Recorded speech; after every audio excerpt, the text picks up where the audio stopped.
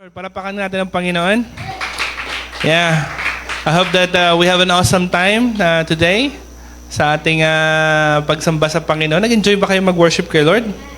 Amen, amen. So, we're doing our best that we could be and patuloy tayong maging lifeway, hindi lang sa buhay natin, kundi dito mismo sa ating pagsamba kay Lord. We talked about last Sunday about it, na kailangan demonstrative tayo sa Lord. Amen? So, ipakita natin, hindi lamang sa salita, kundi talagang ipakita natin yung pag-ibig natin kay Jesus. Amen? Yung pag-ibig na hindi nahihiya. Amen? Sabi nga, I will be even more undignified than this. Sabi ni David sa kanyang asawa na nagreklamo, nakakahiya ka, matanda ka na. Sasayaw-sayaw ka pa dun. Di ba? Nakakahiya yung ginawa mo. Sabi ni David, okay lang. I will be even more. Kulang pa yon basta't pagdating sa Lord. Amen? So, siguro naman ngayong gabi, yung ating pong mga sarili ay handa na sa message ng Lord.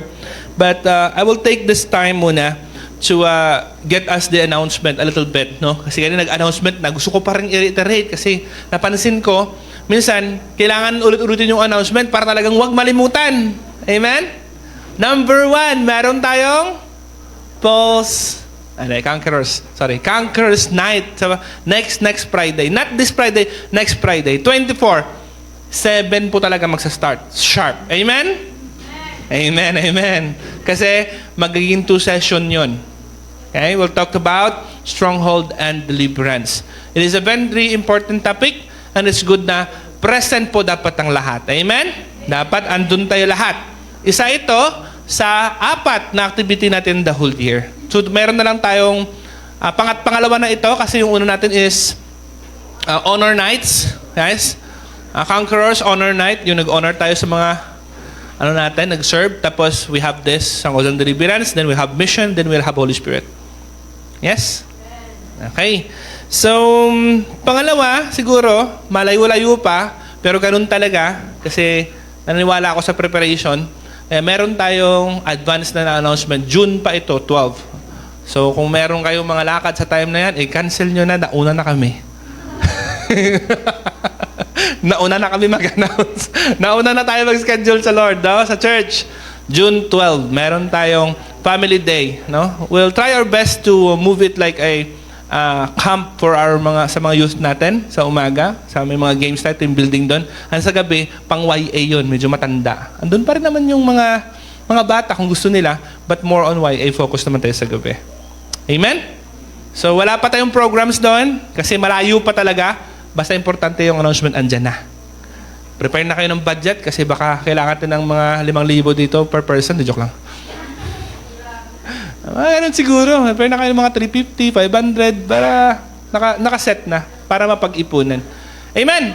Alright, let's go to our message. Hallelujah. Hallelujah.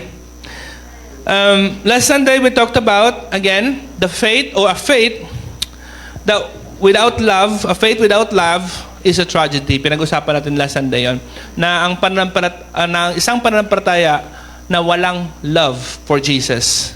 If we have faith but no love for Jesus, it's a tragedy. Kumbaga, trahedya ang itsura na love may faith tayo kay Jesus pero wala tayong love for Him or affection for Him.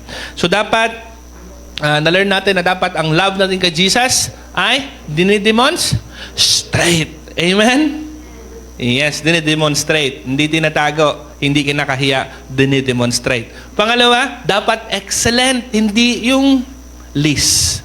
Dapat the best yung binibigay natin na pag-ibig kay Jesus. Amen? And dapat nag-overflow siya sa isang puso na puno ng gratitude sa Kanya. Amen? Hallelujah. So, I also learned this point that God is not looking at what we say. Like, hindi si Lord nakabase sa sinabi mong, Lord, I love you. Kundi, si Lord, tinitignan niya talaga kung anong nasa puso natin. Amen? I'll read to you the third response ni Peter nang tinanong siya ni Jesus kung, Peter, do you love me more than this? Di ba na Sunday ito, nag-usapan rin to? Importante ito na picture kasi ang laging question, do you love me? Ang sagot, yes. Pero pag sinama ni Lord yung mga love mo din, do you love me more than this? Amen?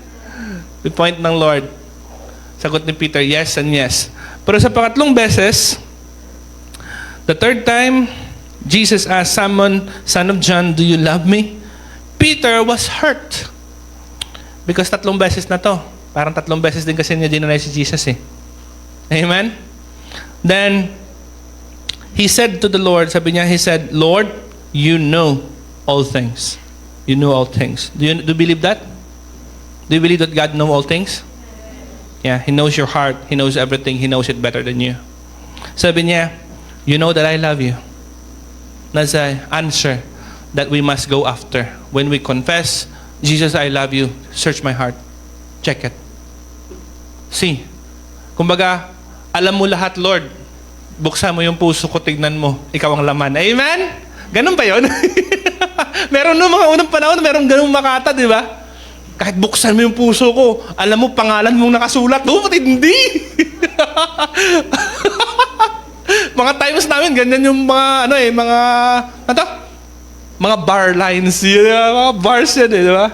Pag binuksan mo yung puso ko, ang lahat na makikita mo, pangalan mo lang. Amen? Nag-iisa ka lang sa puso ko, di ba? So kung si Lord ba ngayong gabi, di ba? Because He knows everything. Do you dare? Would you dare? God, you know everything. Check my heart. Check my heart. See, ikaw lang laman. Amen? Check my heart. See, I love you. Would you dare to ask God like that? Kasi yun ang sabi ni Pedro kay Jesus. Alam mo naman lahat, Lord, ah. You know I love you. Amen? So that's something that is pinanggalingan at overflow ng ating message ngayong gabi. Amen? Kasi naintindihan natin doon na kapag alam ng Diyos at nakita ng Diyos na mahal mo siya, amen, may mga pangako siya. Amen? At yung mga pangako niya na yun ang nagdadala sa atin ng tinatawag natin ngayong gabi ng topic natin na wala na tayong kakatakutan kasi alam ng Diyos na mahal natin siya. Amen? Lalo na sa panahon natin ngayon na kaliwa kanan na naman yung pwede nating ikatakot. Yes? Alam ko, sa awa ng Panginoon, salamat sa Diyos, nakikita ko naman sa bawat isa sa inyo, kahit papano, sa grasya ng Panginoon, andito tayo nagpapatuloy, may kinakain pa tayo, amen? May crisis and everything, but I believe hindi pa nagkukulang si Lord sa atin. Praise the Lord, glory to God, amen? Andun yung pangamba, pero hindi pa natin parang feeling ko kinakaber tayo ng Panginoon eh. Ano yun? Alam mo yung parang may nakakaber sa ating kamay na hindi aabot sa atin yung nangyayari. Amen? Parapakan natin si Lord. May trabaho pa rin kayo, di ba mga kapatid? Trabaho pa din. God is good. Amen? So, for those God knew, kapag mahal natin si Lord at alam to ng Diyos, ang pangako ng Diyos ay wala dapat tayong o wala ka nang matakot o wala kang ikakatakot. Amen? So yun ang title ng ating message ngayong gabi. It's a follow-up from our message last time. So, no more fear. Shortcut lang. Let's all stand up. Come on. We will read Romans chapter 8. Lagi ko binibigay sa inyong assignment to. Ewan ko lang kung binabasa nyo. Basta basahin nyo malagi. Romans chapter 8 is a very powerful verse or chapter that encourage us. To the context sa mga tao dito, hindi rin sila perfect. Lagi silang kakamali din. Kaya nahahan sila ng konsensya nila. So Paul is taking them that. Kasi if you read this Romans, magsimula ka sa chapter 7, si Paul doon mismo nagsabi.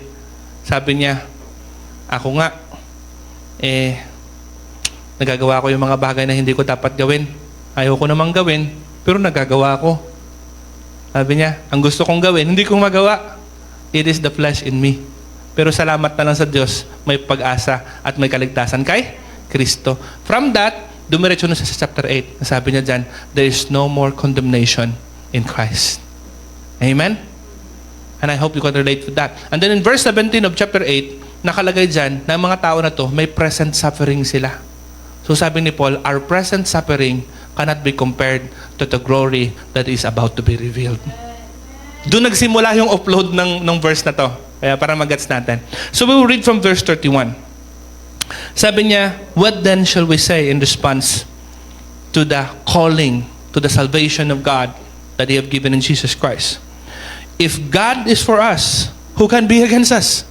We're singing that kanina. We'll sing that once again. Amen? Hallelujah. I mean, like, everything can be against us, but God is for us. That is the root of our confidence. Sabi niya 32, He, God, did not spare His own Son, but give Him up for us all. Think about this. How will He not also, along with Him, graciously give us all things? It's a question.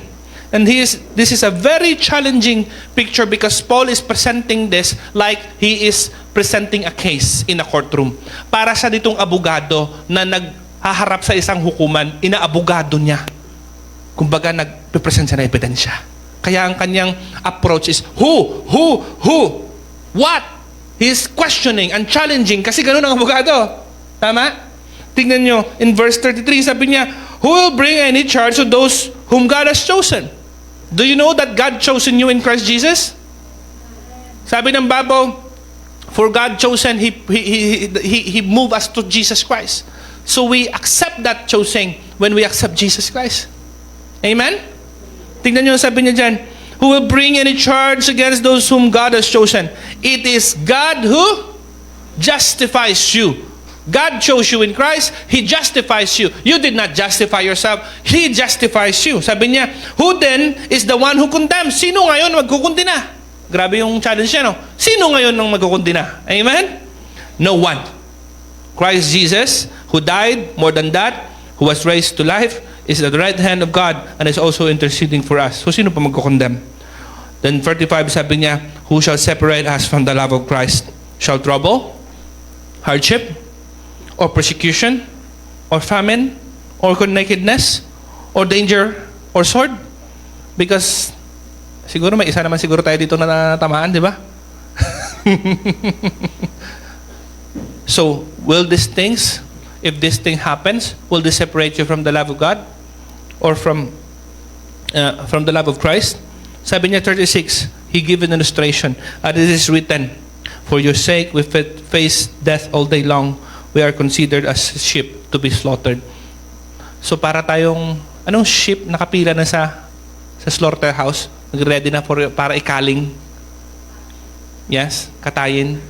But sabi niya, even with that, does not separate us from your love. Amen? Sabi niya 37, no. Kaya yun ang sagot. Siya nagtanong, siya nagsagot. Ganun talaga yan. Lahat nito may tanong, may sagot. Siya din mismo. In all these things, we are more than conquerors. Through Him, not your conquerors, through Him who loves us. 38, for I am convinced that neither death nor life, things we can control, neither angels nor demons, things that are higher than us, neither the present or the future, things you don't know, nor any powers, neither height or depth, distance, nor anything in all creation will be able to separate us from the love of God that is in Christ Jesus our Lord. Amen. A very presentable case. So now, present your case against the courtroom. Sino magkukondem sa'yo? Sino nagsaseparate sa'yo from the love of God? Present your evidence. Present your argument. Because Paul had presented his argument. He said, no one. It cannot. Nobody. Amen? Amazing. Let us bow our head. Let us pray. Father, we thank you for your presence tonight. Thank you that you have consumed the sacrifice of our worship. And even, Lord God, our willingness and commitment tonight to continue to stay and continue to pursue you. I pray that you would allow your presence to rest in the midst of us. And Lord, continue to allow your Holy Spirit to minister to each one of us, Lord. That tonight, Lord God, we will find and we will see that all our fears be cast away by your assurance, by your perfect love for us, by your promises and your word. I pray, Lord, ngayong gabi uwi kami na meron pong confidence, na meron pong hope, at meron Panginoong peace sa aming puso because of your love.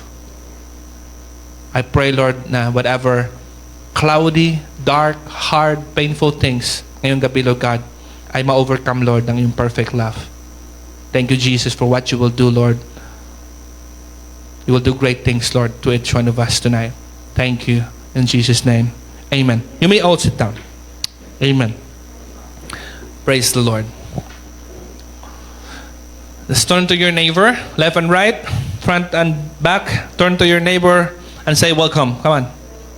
Welcome, welcome. Welcome to church. All right? It's good to smile and check your neighbors because tayo-tayo lang dito mga kapatid. Magkakilala tayo dito. Amen? We're friends. We're family in the Lord. Amen? Hallelujah. Wag na kayong mahiya. Let's learn to accept love. The love of Christ from our brothers and sisters. Amen? Hallelujah. So, you're all welcome. Let's go to our message tonight. Praise God. Now, there is no more fear for those who love the Lord because He have promises for us. When God knows and see that you love Him, He have promises. So, there's no more fear. Wala na tayong dapat ikatakot. So, let's talk about why. Bakit wala na dapat tayong ikatakot kung mahal natin si Jesus? Yun ang pinagsimula nito. Okay ba? Kasi galing sa kabilang sermon. Kung love mo si Lord at tunay mong love ang Lord. Amen? Bakit wala na dapat tayong ikatakot? Number one, because sabi nga ng verse, explicitly, God is for us. Amen. Takot ka ba? Amen? Alam ko may takot din tayo, di ba? Wala naman taong walang takot. That is a lie. Yes? Kahit ako may mga bagay na minsan na-anxious din. Yes? Aba, pastor ka na. Hindi tao din naman ako ah. Tingin niyo sa akin, robot. We can feel fear. We can feel anxiousness. We can feel even doubt. We can feel disbelief. Or we can feel all these things. Amen? But it is not our choice o hindi natin pinipiling manatili at i-allow to sa buhay natin. Amen? We can feel it because we are human being. But we choose always. Amen? To see what the Word of God is saying to us. Ngayong gabi, nakita niyo yan sa unang verse pa lang na binasa natin. Sabi niya, what shall we say in response to all these things? Babasahin ko mamaya sa inyo kung anong all these things na yan. Yung all these things yan, yung choosing ng Lord, yung pagmamahal ng Lord sa'yo. Amen? Yung anong response mo sa ginawa ng Diyos sa'yo kay Kristo, na tinawag ka, pinili ka. Amen? Ginastify at glorify ka kay Lord. And He destined you to be like His Son. Ano masasabi mo dito? Yan din ang sagot. Si Paul na mismo nagsagot. Ang sagot natin, if God is for us, who can be against us? Amen? Akala nyo magkaiba yan. Hindi sagot yan kasi question din ang sagot.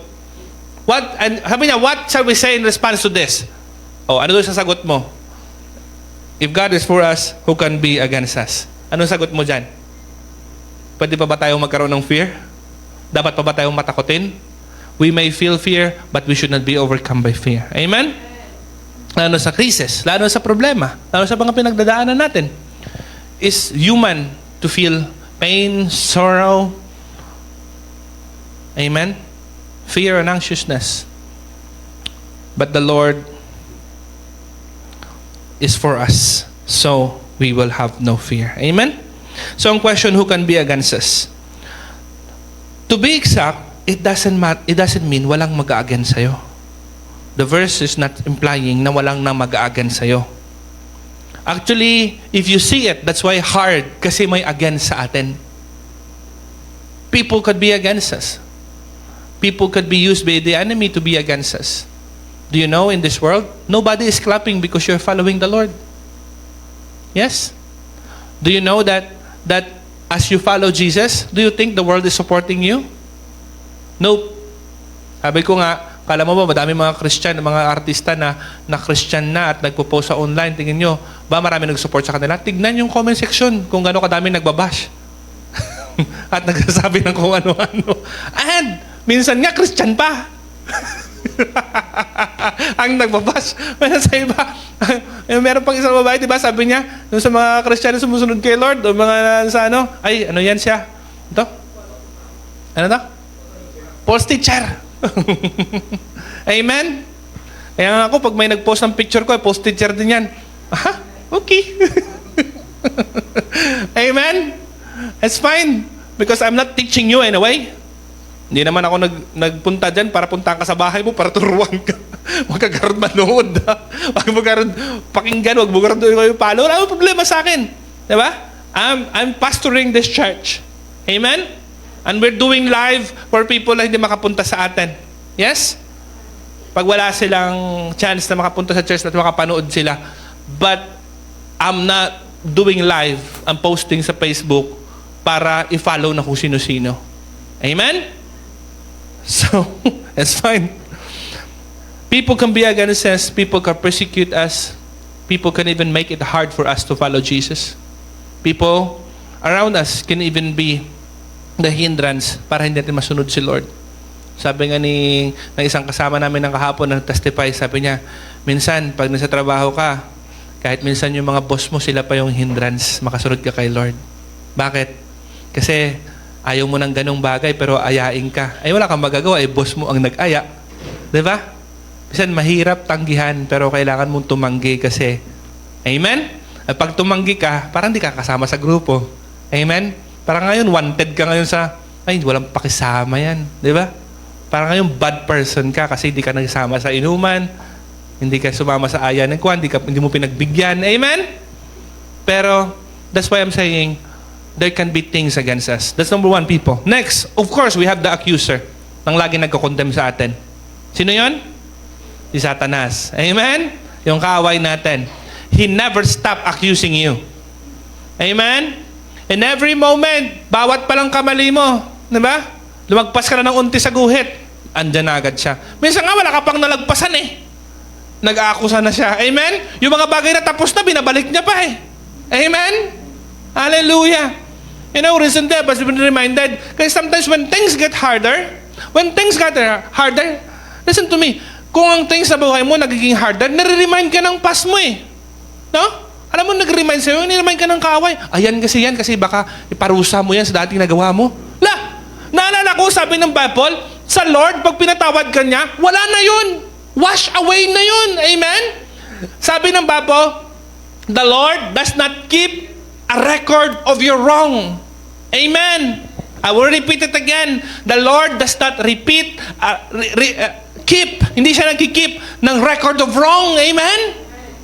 You can even read that in 1 Corinthians 13. Love keeps no record of wrong. Amen? Tao ang nagkikip ng record at si Satanas. Kasi siya ang accuser, malistahan siya ng nagawa mo in the past.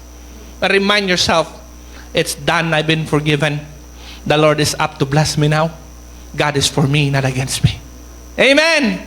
Hallelujah! Kasi ngayon, panaranasan natin ng hardship, parang yun unang narinig natin, ay kasi bad person ka dati. Dati yun, ngayon, anak ako ng Diyos.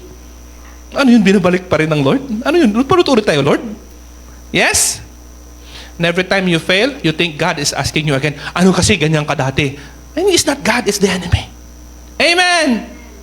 God has not had no record of your wrong. Lahat kasi yun nugasan na ni Jesus. Amen! Hallelujah. Next, ito yung worst na against us, our conscience. Do you have your conscience accusing you sometimes? Lalo na kung nag-fail ka? Lalo na kung hindi ka nagiging the best sa sarili mong commitment at ikaw yung nagiging cause ng failure. Our conscience is a pretty much very bad accuser. Amen? It's accusing us because we know ourselves. We are very aware of our lies, very aware of our pretension, very aware of our failure, very aware of everything that we do. Amen? So, the verse is not saying who can be against us as if like there's nothing that is going against us. Because hindi yun ang minimin ng verse. Ang minimin niya, no one who is against us can ultimately succeed or condemn us in Christ. Yun ang ini-imply niya. Amen? Actually, it's trying to imply everything will be against you but no one can succeed. Amen? No one will succeed in condemning you in Christ. Amen? Hallelujah! That's actually yun yung imply ng verse. Kahit yung trouble, kahit yung pain, kahit yung sorrow, yung famine, yung danger, yung persecution, it will not succeed. Amen? Because God is for us. Tignan nyo in verse 29 to 30, ito yung sinasabi niyang, this is the things that God did for us. Sabi niya, for those God foreknew, He also predestined. Alam na ng Lord sa simula pa lang kung sino ang lalapit. Amen? Sabi niya, to be conformed to the likeness of His Son, that He might be the firstborn among many brothers, and those He predestined, He also called. And those He called, He justified, and those He justified, He glorified. Kita yung process? Hindi ka lang tinawag ng Lord na lumapit kay Kristo o tinawag ka to believe the gospel. Amen? He called you, and then you believe the gospel. When you believe the gospel, He justified you, and then when He justified you, He glorifies you. We're not going back. God is for us. Amen? We are going forward from the calling, justification, to glorification. Amen? Actually, I might say, siguro ang iba sa atin doon para sa point na tinanggapin mo yung calling ng Lord sa'yo. He calls you into His life. He calls you into His light. From darkness to His marvelous light, sabi ni Peter. Amen? Marvelous light. So accept the call and go and let God justify you. People accuse you, things accuse you, the enemy accuse you, your conscience will accuse you, but God is not against you. Amen? That's the best. Baliktarin natin. Baliktarin natin. Anong baliktad nito? Everybody is for you. Amen? The world is for you. They love you, they like you. Amen? They glorify you and all these things. But God is against you. That is not a good picture. Amen? Walang mangyayari kapag si Lord ang kalaban eh. Lugi. Amen! So, that's the first. In Christ, God is not anymore condemning us. Not condemning us in Christ. Wala nang condemnation si Lord sa atin kay Kristo. Dahil sapat ang binayad ni Kristo, sapat ang kanyang ginawa, perfect ang kanyang ginawa, tinanggap ito lahat ng Diyos, valid ito sa ginawa ng Diyos, so wala na siyang sisingilin sa'yo, hindi ka na sisintensyahan. That's why God is not anymore your enemy. Amen? So, tignan natin yung verse. Tanong niya dyan, who, next question, kasi tapos na tayo sa who can be against us. Next question, who will bring a charge against those whom God has chosen? Sabi niya, sino mag-aakusa sa mga pinili ng Diyos?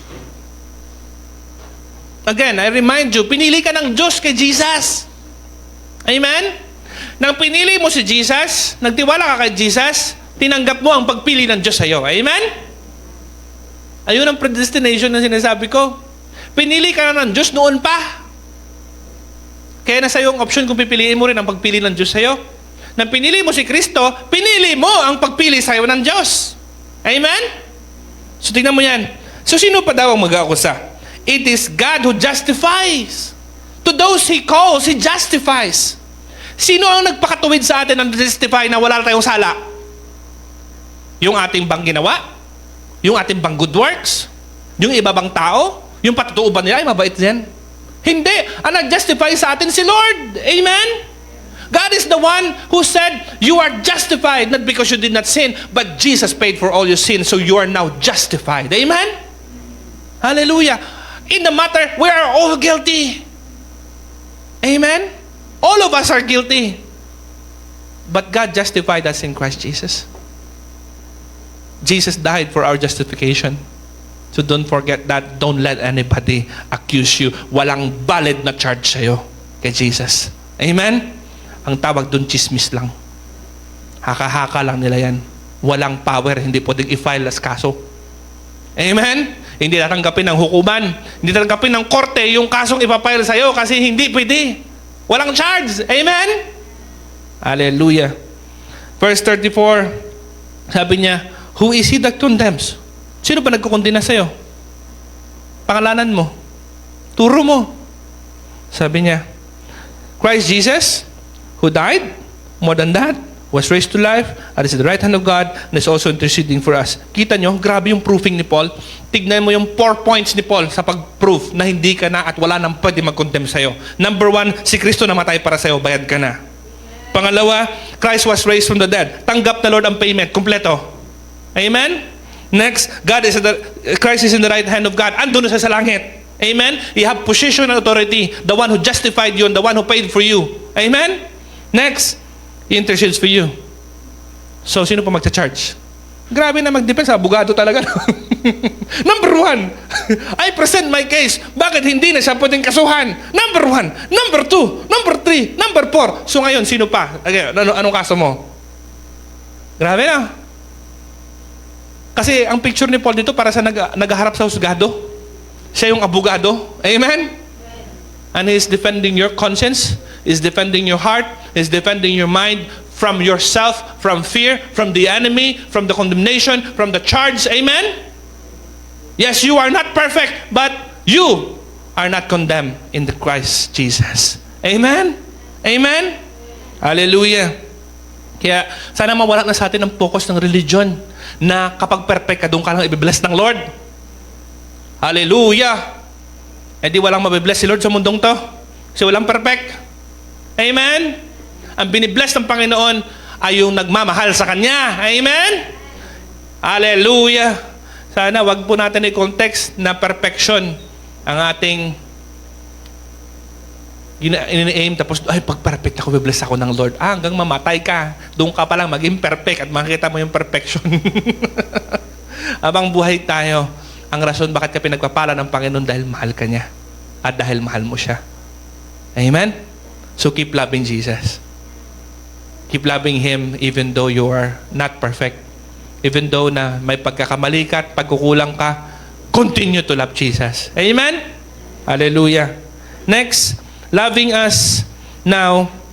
He is loving us now with perfect love. Dahil hindi na tayo kinondemn ng Lord, He is not against us. Ano na ang posisyon ng Diyos sa atin ngayon? Loving us with perfect love. Amen? Hindi ka na kinokondemn, hindi na siya there to judge. Now what He do? He is now the one who is loving you. Dati He is the one who is chasing you, condemning you, and judging you. Sabi ng Bible, we are the enemies of God because of our sinful nature. A sin and sinful nature. But now, God is not our enemy. He is not for us. So what is He? He is the one who loves us. Sabi ng Bible, there is no fear in love, but perfect love drives out fear. Because fear has to do with punishment. The one who fears not made perfect in love. That's what John is saying. Sabi niya, wala daw takot kapag walang takot sa pag-ibig ng Diyos. Amen? Kasi ang prior sa text na to, kasi favorite nyo itong chapter na to, di ba? Hindi nyo ba nalang chapter na to sa mga kinasal? Dito yun guys. Dito yun. Yung na verse 19. After nito, 18 to eh. Ang 19 ano nga? We love because He first loves us. Doon yung verse na, kaya nalimutan nyo ha. Parang mapapakasal kayo ulit ha. Hindi ba, tingin nyo to alam pag kayo kinasal. Amen? Isa to sa mga foundational verse. We love because He first loves us. So yung verse 18, prior pa na verse nito, may taas-taas konti, ang pinagmulan is sabi ni John, God is love. Amen? Kaya ang perfect love na ito, hindi to sa'yo. Ang perfect love na ito kay Lord to. Amen? Wala kang perfect love. Si Lord ang may perfect love. So sabi niya, there is no fear in the love of God. Let me ask you, do you know, do you believe, do you feel, do you see that God loves you? Do you know that every fear comes from that?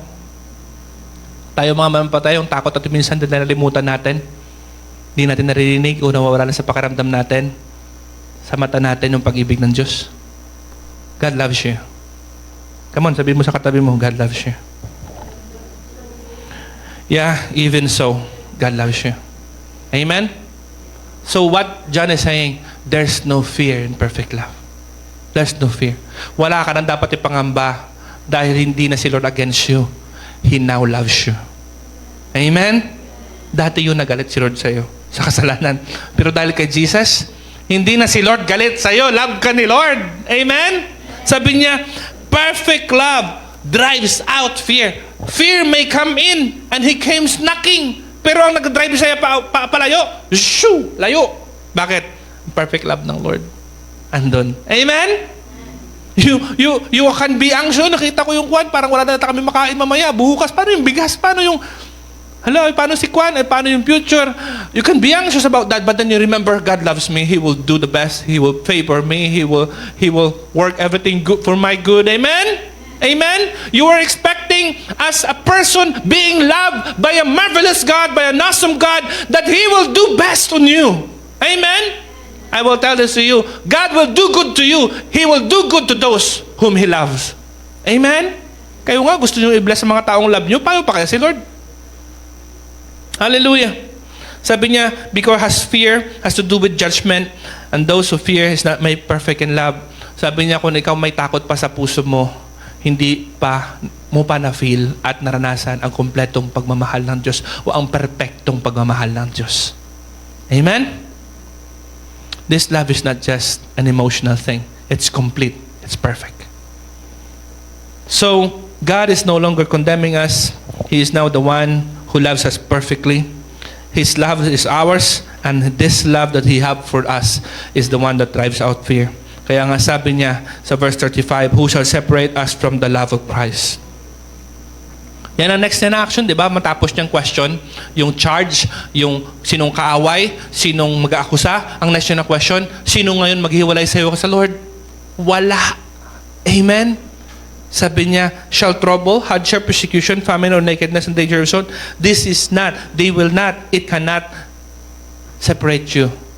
It does not mean that God doesn't love you. Kasi every time pag nafe-feel natin ito, naranasan ito, pero di ka naman love ni Lord. Kaya nga, ni-remind tayo ng verse, it does not separate you from the love of Christ. You are in the world, so you feel the trouble, the hardship, the famine, the nakedness, the danger, or sword. But it doesn't mean the Lord doesn't love you. Remember, He died for you already. Amen? So we no longer stand before a judge seeking to sentence us and punish us. In Christ, we now have a Father pursuing us with His perfect love. Amen? Hindi ka na hinahabol ng Lord para parusahan. Hinahabol ka ng Lord para mahalin. Amen? Hallelujah. There is no more fear because God is for us. Next, there is no more fear because God, pangalawa, from what we learn in the text, will never leave us. Amen. Hindi tayo iiwan ng Diyos. Hindi si Lord nangiiwan. Amen? Ikaw ang nangiiwan. Tayo ang nangiiwan. Si Lord hindi. Never, ever, God leaves us. He never forsakes us. Ano ang first argument ni Paul? Bakit sabi niya na hindi tayo iwan ng Lord? Ano man ang mangyari sa'yo at nangyayari sa'yo, hindi kayo iniiwan ng Lord? Because sabi niya sa 32, He who did not spare His own Son, but He gave Him up for us all, how will He not also along with Him graciously give us all things? Ang argument ni Paul, binigay niya na sa'yo si Jesus. Ano pa tingin mo ang hindi niya kayang ibigay sa'yo in grace? Amen? What do you think? He gave Jesus to die for us. Will God be afraid if you are in trouble? Bakit ko ito nilalagay yung verse dito? Kasi bakit dito yung pagkapasok ko nito? Kasi gusto kong makita ninyo yung point na kapag meron ng mahirap na bagay sa buhay natin, kahit sa tao ka lumapit, minsan magsasawa din sila, mapapagod din sila sa'yo, mauubusan din sila ng tulong para sa'yo. Amen? When you are always in trouble, amen? Mapapagod din kahit sinong magmamahal sa'yo. And minsan pag ikaw ang pasaway at tayo ang pasaway o tayo mismo nag-i-insist na ang trouble hindi nawawala, nauubusan din sila ng help. Sabi na, minsan narinig nyo ba sabi na, hindi ko din alam kung anong gagawin ko sa'yo. Di ba? Sabi mo kasi, hindi ko na alam ang gagawin ko. Tinulungan ka. Hindi, babalik pa rin natin dun. What I'm trying to say is that God will never forsake us and abandon us and lead us even though we have these things. Amen? Hindi si Lord magkukulang to help us when we are in trouble, when we are in sorrow, when we are in pain, when we are in hardship. God will help us if we allow Him. He's not running away from that. Amen? People may distance themselves from you. You may distance from other people. Sometimes isa yun sa mga rason bakit may mga taong gustong maging mag-isa at maging lonely or maging alone. Not because they don't like people, but they find that no one is able to help them. It's just a nonsense to be with people because they cannot help me. Yes? Minsan may mga ganun picture yung psychology. Yeah. Ba't ka pa sasama dun? Wala din naman makakatulong sa'yo. Hindi na ayaw ka nilang tulungan. Alam mo din na lang.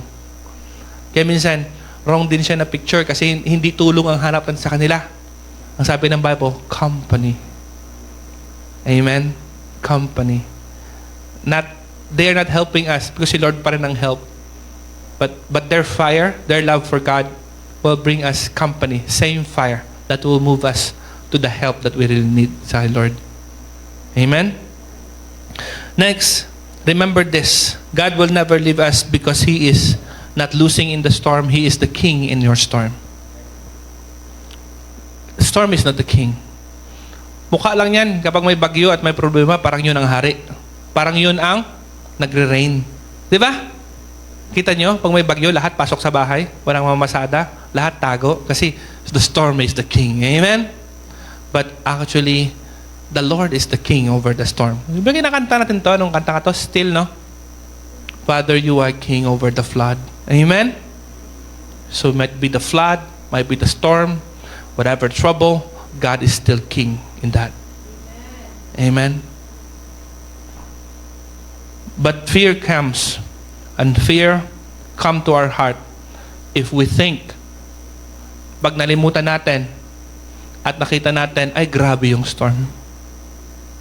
Nakakatakot yung storm. Yes? Kapag ganun ang nangyari, talagang matatakot tayo. Amen?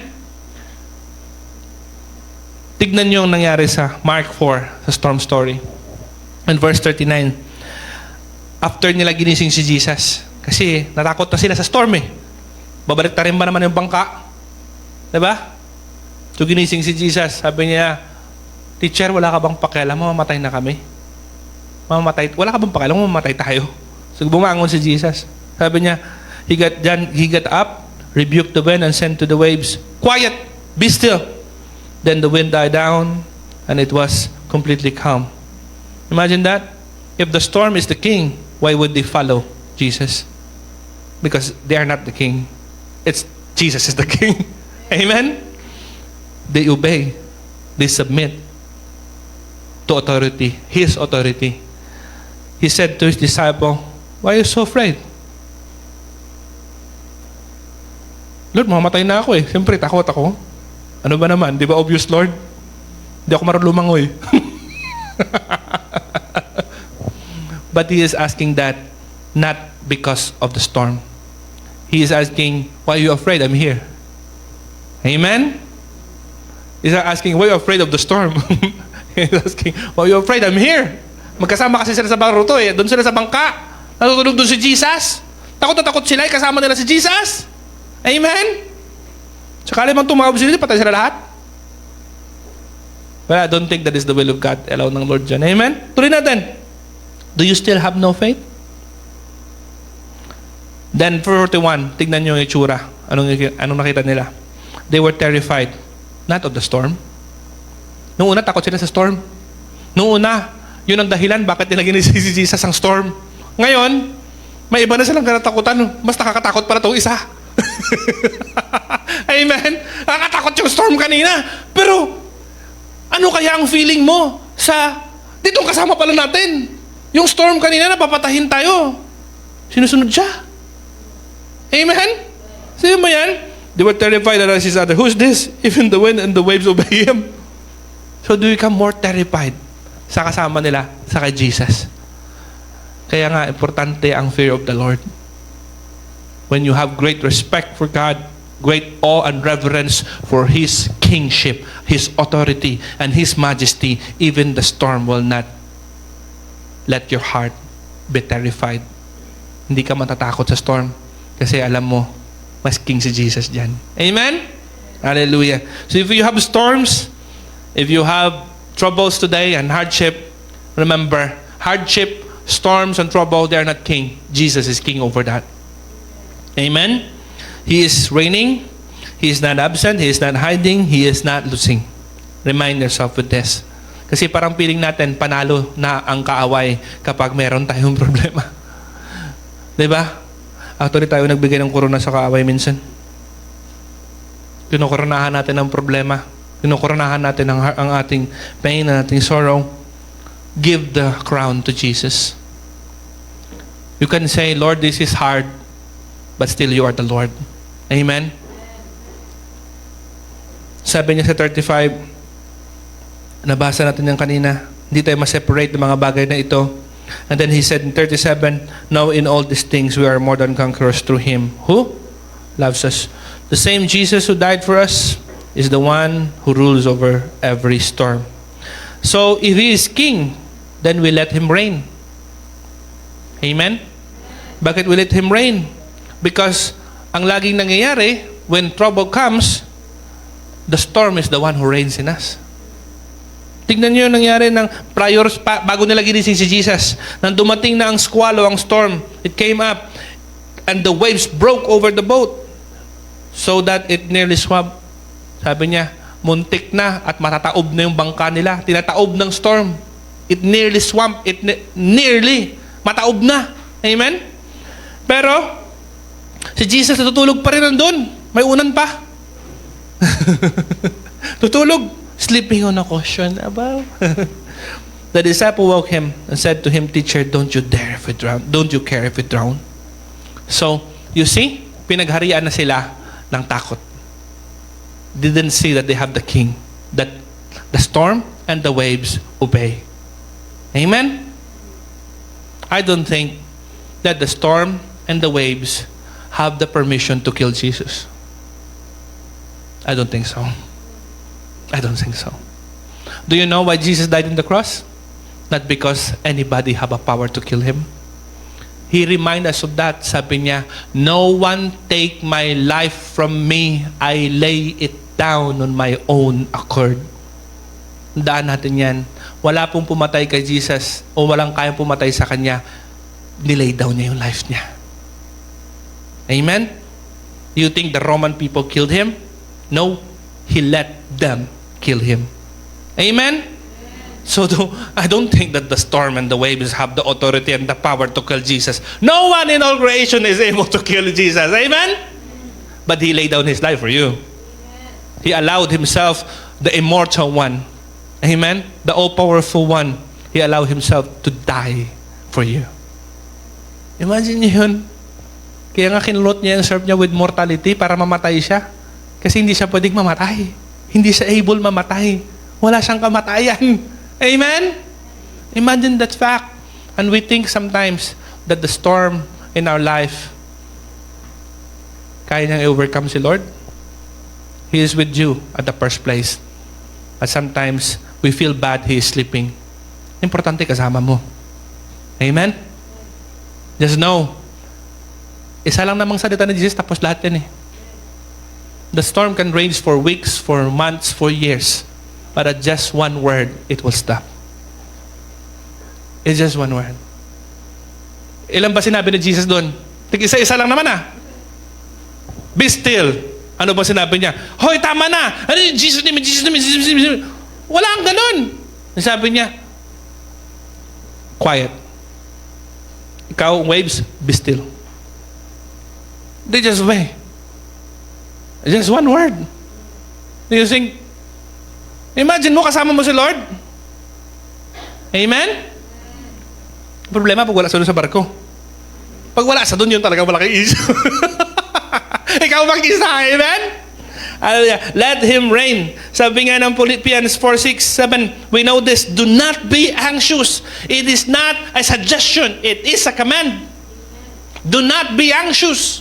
He is not asking you, oy, wag ka nang ma-anxious, advice ko lang sa'yo ha. Wag kang mabalisa, advice ko lang sa'yo, wag kang masyadong problema. Advice ng tao sa'yo yun. Pero sa Bible, command yun. Do not be anxious about anything, but in prayer, by everything, by prayer and petition, present your request to God. And the peace of God which transcends all understanding will guard your hearts and your mind in Jesus Christ. So in the connection to the storm, you will be waterproof. Waterproof. You know what's the point of that waterproof? Kasi kahit gaano kalaki ang storm, gaano kalawak ang dagat, kalaki ang alon, basta wag pumasok sa loob, hindi malulunod ang baruto, ang barko. Amen? Hindi malulunod yun. Ang issue lang yun, kahit gaano ka pa kalaki, kahit gaano ka pa kalakas, nagsisimula lang yan sa leak. Simpleng tulo na later on, palaki ng palaki. And when the water fills the inside of you, you will drown. Amen? Now you see when you're drowning, the ocean is so big.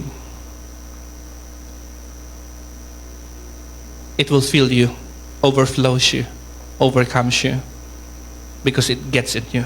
Amen? So let God reign in you, because when He reigns in your heart, no one comes in. Amen? We can feel it in our skin, but it's not getting inside. Supposed to be. Yun sana ang ating ipagdasal, ipagpray. Dahil sabi niya nga dyan, do not be anxious. Kasi doon nagsisimula ang leak. Doon nagsisimula pumasok ang fear. At doon nagsisimula na ma-overcome tayo ng dapat hindi mag-overcome sa atin. Amen? Hallelujah. So that's the second point. Let His peace rule in our heart and mind. There's no fear in Him. He is the one who reigns in the storms. Amen? He will not leave you because He is the one reigning there. In that storm. In our troubles. In our hardship. In our pain. Amen? Dagdag ko to bago tayo mag-next sa next point. I-rebuke kasi natin ang ating sarili minsan. I understand that it's hard. But it is such a good wisdom to remind ourselves that sometimes we are inflicting ourselves injury. In what way? In a way na alam naman natin if we allow God to reign, all of this will end. Yes? But I don't know in what kind of our personality, humanity, and in our flesh, minsan napaka-stubborn natin. In what way? Kasi gusto kang tulungan ng Lord, pero hindi, mas malaki talaga problema. We choose to magnify the issue. I know it's big. I know it's hard.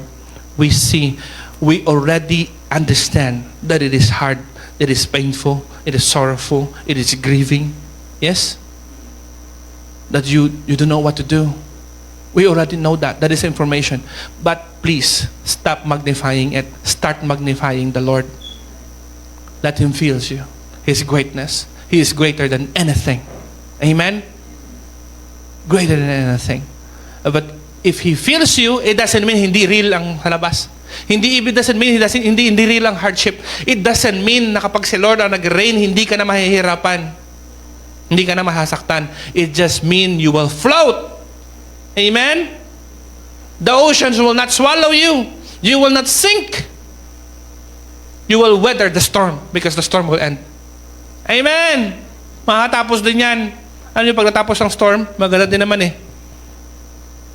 Kasi malinis ng lahat, ubos ang kahoy. Joke lang. Maaliwalas. Ganun ba yan? Last point. There is no fear because God will never lose. Wala tayong kakatakot. He is for us. He will never leave us. Now we see. Hindi rin siya matatalo. Wala namang problema kung sinong kasama mo. Pero problema naman kung kasama mo pareho kayong loser. Hindi wala na. Amen. Amen. Paano yun? Madami kang kasama pero naman takbuhin lahat. Wala na din. Amen? Sipin mo yun, magbarkada kayo pero may tumahol na aso, iwan ka na. Bye! See you later. Pag nakagat ka, oh, sa kinagat ka? Diba? Andun na sila mag-join sa'yo pag meron ka ng pain kasi iniwan ka pala. Amen? May mga ganun ba yun? Example ko lang, rough example ko lang yan. So, but God is not like that. No? He will never leave us and He will never lose. He is victorious. Sabihin nga natin, victorious. What I mean with that is that God or Jesus has already won. He will not win. Please correct natin ang ating theology. Jesus will not win because He already won. There's no more fight. Sa Bible po, wala na pong laban. Tapos na po ang lahat ng laban. Ikaw ang may laban. Ano ang laban mo? Para panalunin si Jesus? Hindi. Ang laban mo ay i-apply ang victory ni Jesus sa buhay mo. I-declare, i-apply, ano? Ang tawag dito? Merong word na gano'n eh. Yung parang meron ka ng titulo at meron ka ng katibayan na malaya ka na. I-claim. Yung claim. Ito po ang patunay na panalo na po kami. Yes? Yun ang fight mo ngayon. To remind yourself, your heart, your mind, the enemy, Everything in your life. Hey. Jesus won already. Amen? Jesus won over me. These things that you go through, this is not things na ipapanalo pa ni Jesus sa'yo. Ulitin ko ulit. Ang mga bagay na inaharap mo, though it is here, and even in the future, kung may haharapin ka pa, whatever hardship it that, hindi na yan kailangan ipanalo ni Jesus kasi napanalo na yan noon pa. And sometimes ina-apply natin, mananalo pa lang si Jesus. Ilalaban ako ng Lord, mananalo si Lord. Hindi nanalo na si Lord. Amen? You think Jesus is fighting a war now? The Bible said, when He showed Himself to His disciple after niya mag-resurrect, sabi niya, all authority in heaven and earth has been given to me. Now go and tell people, make them my disciple, tell them about the good news because the fight is done. Amen? Jesus is already reigning victorious. Amen? Bakit siya umalis sa langit? Hindi para lumaban na naman doon. Wala nang laban doon. Naghanda sa doon ng kwarto mo, sabi niya. Diba? Ano sabi ni Jesus? I will go, don't be sad. When I go, I will prepare a room for you. And I will go back and bring me with you. Because sabi niya, where I am, there you will be. Amen. Saan ako, doon ka din. Amen? Galing si Lord, diba? So, He has already won. Look at Revelation 17:18. When John saw Jesus in heaven, you have a vision of heaven. And then he saw there seemingly seems like a son of man. Sabi niya, when I saw him, I fell at his feet. Though I was dead. He placed his right hand on me. And he said, do not be afraid. I am the first and the last. Sabi niya, verse 18, I am the living one. I was dead. Wala naman siguro na sa langit na namatay na. Tapos ngayon, napalangit, siguro tao to. Kasi, di ba, pag namatay, punta tayo sa langit? Pero walang mamatay na may title na Alpha and Omega, beginning and the end. Amen? Imagine mo yun? Sabi niya, and behold, I am alive forever and ever, and I hold the keys or authority over keys, death and Hades. Everything is on me. I am reigning. I was dead. Now I'm alive. See that? And we want Jesus to fight more for more keys in your life. He already hold all the keys. Amen? Your fight is not done, but Jesus' fight is done. You are now fighting to apply, to claim, to declare that victory of Jesus in your life. But I'm trying to say, whatever your fight is already won. You're not fighting a losing battle. You are fighting a battle that is already won. Kaya nga hindi ka tumitigil at hindi ka dapat sumuko kasi hindi mo alam kung sinong mananalo. Alam mo nang panalo to. Bakit mo susuko? Amen? Bakit ka magkukwit? Alam mong panalo na. Iba nga hindi nagkukwit, hindi nila alam. Hindi pa nila alam kung mananalo sila. Sinusugal pa nila ang lahat doon. You think? Diba? They're putting everything into a bet na mananalo ako, gagawin ko ang lahat. But we are not in that bet. We are in our faith, in the hope that is secure. Jesus has already won. Amen? If you are fighting for your family, Jesus won that over already. If you're fighting for your finances, Jesus won that already. You're fighting to apply the declaration. Amen? The declaration. The title. Ang permadong dokumento ni Kristo na yan ay tapos na at yan ay panalo na. Amen? And you know, sometimes the world, your heart, your mind is stubborn. Kaya laging ihampas sa mukha niya. Tapos na! Amen? Basahin mo ulit. Anong nakalagay? Declaration. Amen? Alam mo yung, hindi naman sa pag-umalita. Alam mo yung kapag hindi ka marunong magbasa, sabi nila dun, illiterate. Kahit anong sabi mo sa kanya, hindi siya maniwala kasi hindi niya nababasa. Hindi niya nababasa. Ang paniniwalaan niya lang kung anong alam niya noon pa. Pero tayo, bukas yung ating mga mata. Nakita na natin at nababasa natin ang katotohanan sa salita ng Diyos. Amen. Let it be your confidence to declare that.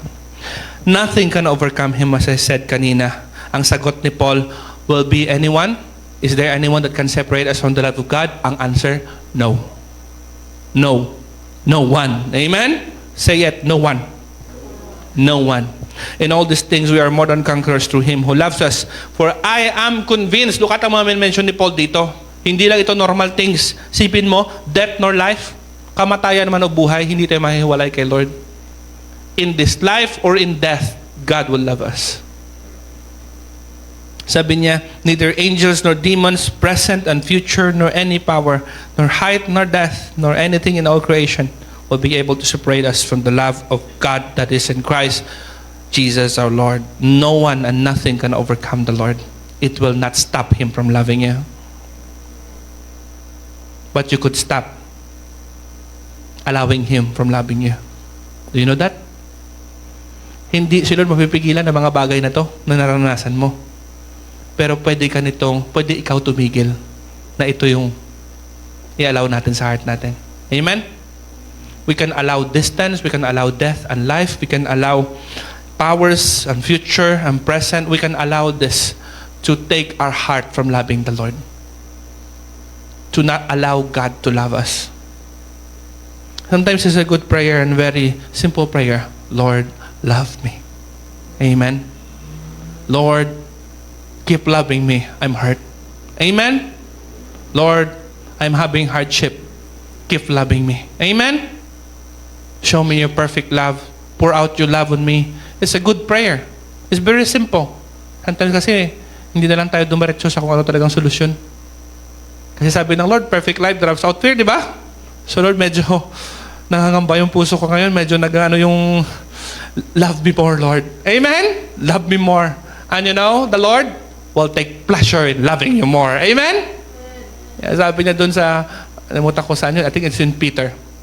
It's in Peter chapter 1 o 2 Peter chapter 1. Sabi niya, nakalagay doon na sabi niya, imagine nyo daw kung gaano kalaki ang niligo sa'yo ng Diyos na pag-ibig.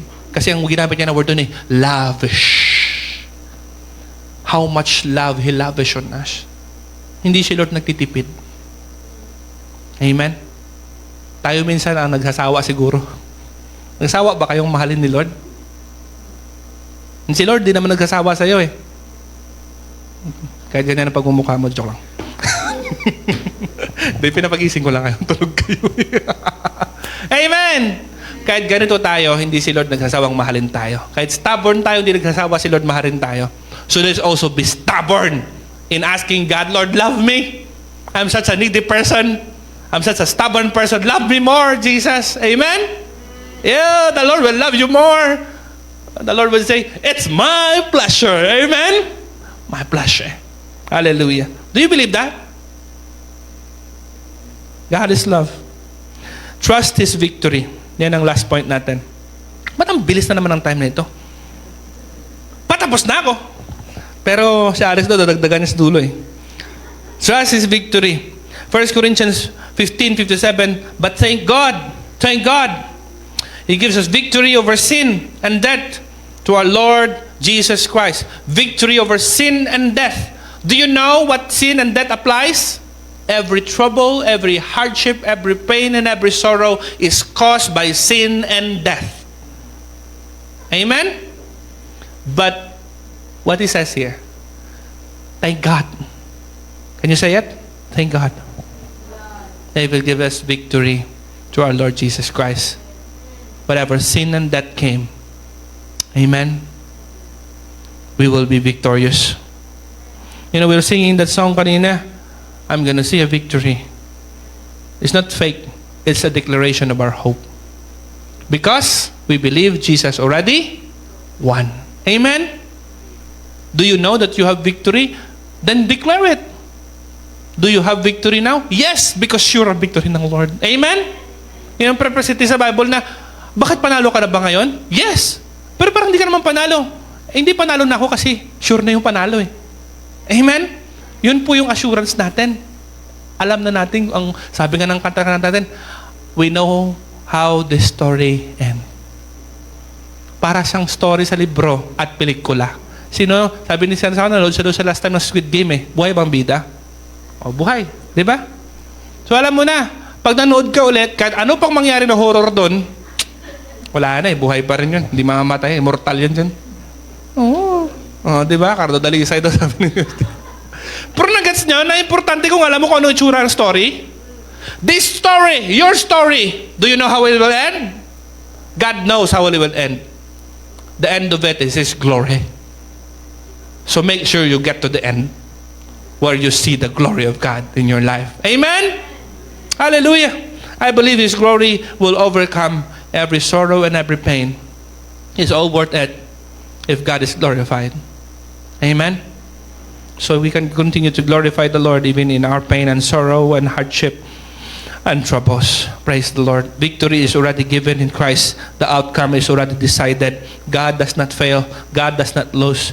Kaya nga sabi niya, in all these things, conquerors tayo through Him who is surely a winner and victorious. There's no fear with Him because He won already.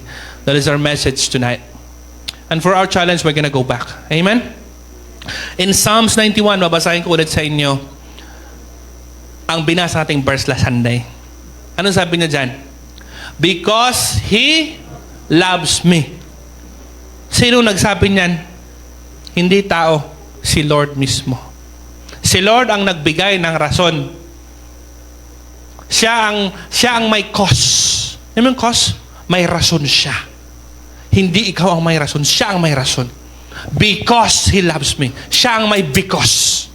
Di ba minsan tayo pa nag-pray, Lord, because, Lord, because, Lord, because. And Lord, do this, Lord, because, and because, and because. Amen? But look at the verse. The because doesn't come from you. The because comes from God. Because He loves me. Yung because ng Lord, dahil mahal niya ako. Amen? So allow the Lord to help you love Him. You know that He is also the one, the Holy Spirit, is the one who help you. Siya yung help natin to love God truthfully. Sabi nga, even sa worship, the Holy Spirit is the one who helps us worship God in spirit and in truth. Yeah. So when we worship, when we pray, when we love God, it's all about God. Siya pa rin tutulong sa atin. We can humble ourselves to God. Sabi niya, because He loves me, the Lord says, I will rescue him. Do you want rescue? Do you want rescue? Love the Lord. Amen? I will protect him if you acknowledge my name. Do you want God's protection? Love the Lord. Amen? He will call upon me and I will answer him. Do you want answers? Love the Lord. Amen? I will be with him in trouble. Do you have troubles? Love the Lord in your troubles. Because I will be with him. I will deliver him. I will honor him.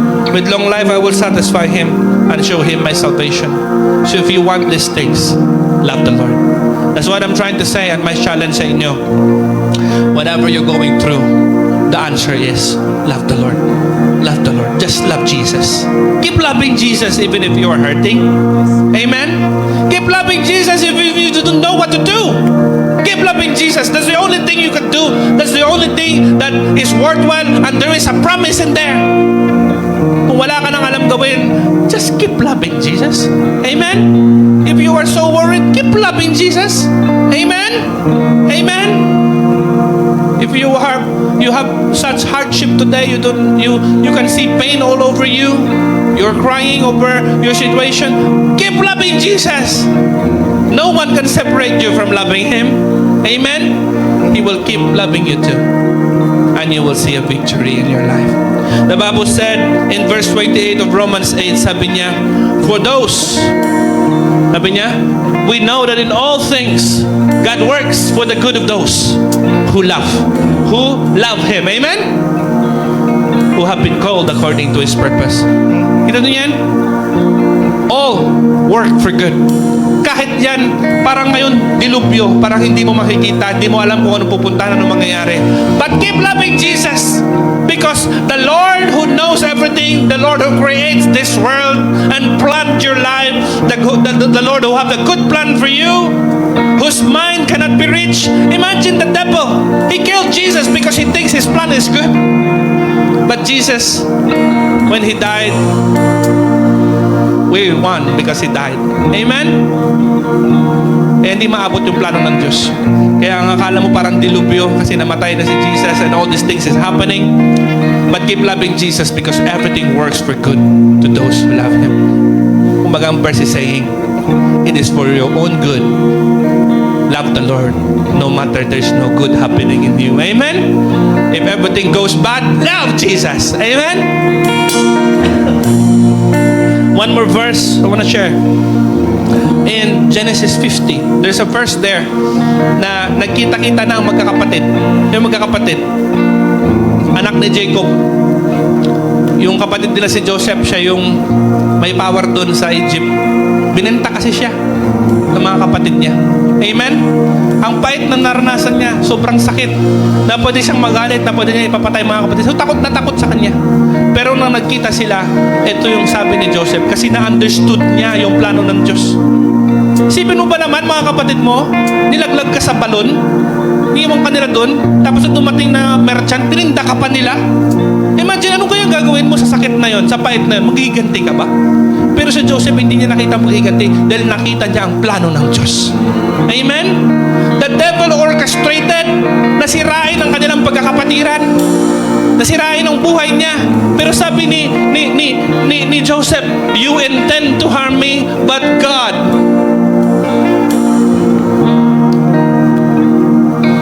Amen. You think the devil is winning? You think that this trouble is gonna kill you?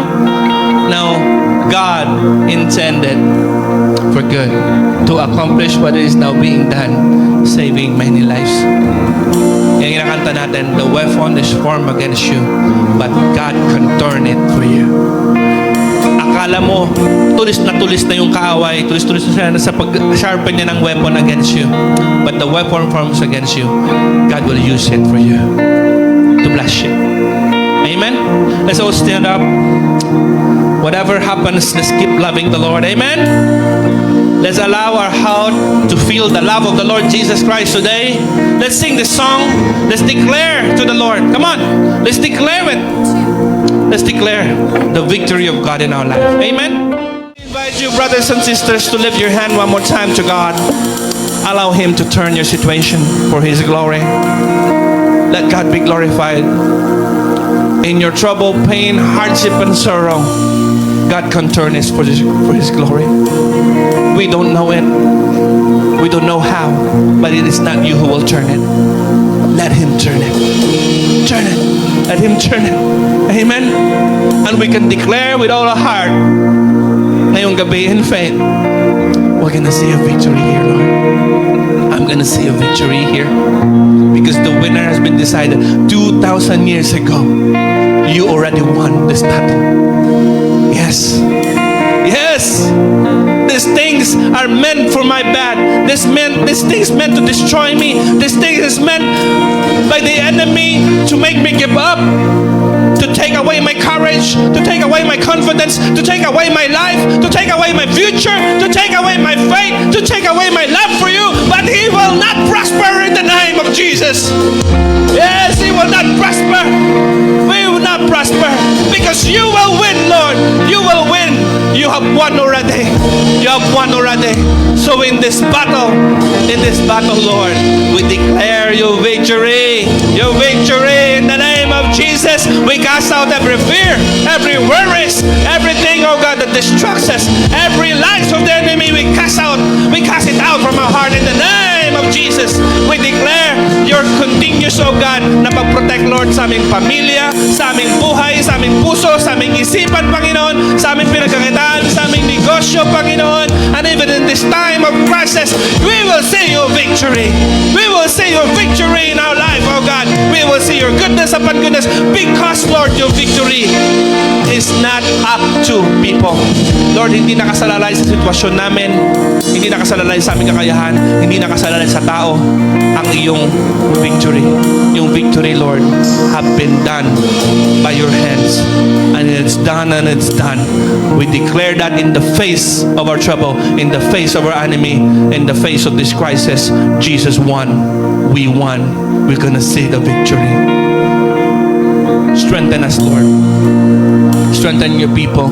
Strengthen our faith and our heart to wait, to be patient, to remain, to be faithful, to witness your glory, to see, Lord, how you will turn the tables around, how you will turn whatever we face now for your glory.